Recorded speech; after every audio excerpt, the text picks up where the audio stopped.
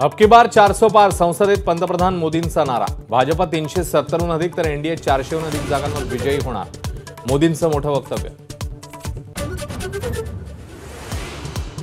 देशात काँग्रेसमुळे विरोधकांची वाईट अवस्था, प्रत्येक योजनेला काँग्रेस विरोध करते। संसदेत मोदींकडून काँग्रेसचा खरपूस समाचार, तर नेहरू गांधी घराण्यावरही टीका।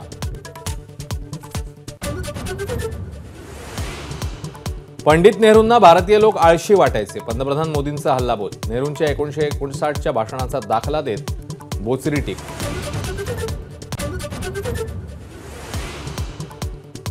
मुख्यमंत्र्यांवर आरोप केल्याप्रकरणी आमदार गणपत गायकवाड यांची शिंदे गटाच्या मंत्र्यांकडून फडणवीसांकडे तक्रार, शिस्तभंगाची कारवाई करण्याची मागणी।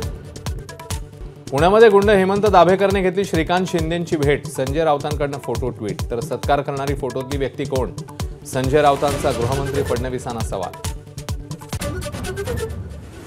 उल्हासनगर गोळीबार प्रकरणी उद्धव ठाकरेंचा देवेंद्र फडणवीसांवर निशाणा, पोलीस ठाण्यात गुंडगिरी सुरू, आता गृहमंत्री कुठे लपलेत, ठाकरेंचा सवाल।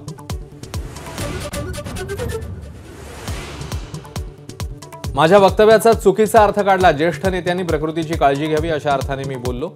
काल शरद पवारांबाबत केलेल्या वक्तव्यावर अजित पवारांचं स्पष्टीकरण।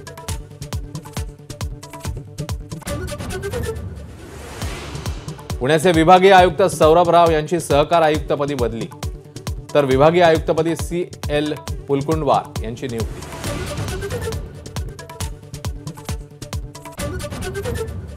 ओबीसी नेते प्रकाश शेंडगेंची राजकीय पक्ष काढण्याची घोषणा, आरक्षणाची लढाई आता राजकीय लढाईवर येऊन ठेपली आहे। ओबीसी आरक्षणाचा सत्यानाश केलाय, शेंडगेंचा हल्लाबोल। नागपूरच्या संविधान चौकात गोंडगोवारी बांधवांचं आंदोलन अजूनही सुरू, ऐन संविधान चौकात ठिय्या दिल्यानं वाहतुकीचे 3 तेरा। चंदीगड महापौर निवडीवरनं सुप्रीम कोर्टाने फटकारलं, गरज पडल्यास पुन्हा निवडणूक घेण्यात येईल, कोर्टाचा इशारा। तर या विरोधात खटला चालवला जावा, कोर्टाची टिप्पणी।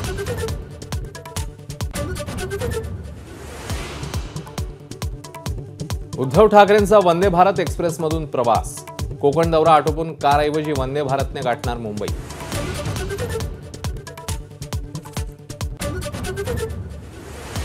पुणे मेट्रोसाठी आजचा दिवस ऐतिहासिक, मुठा नदी घालून धावली मेट्रो, 98% काम पूर्ण।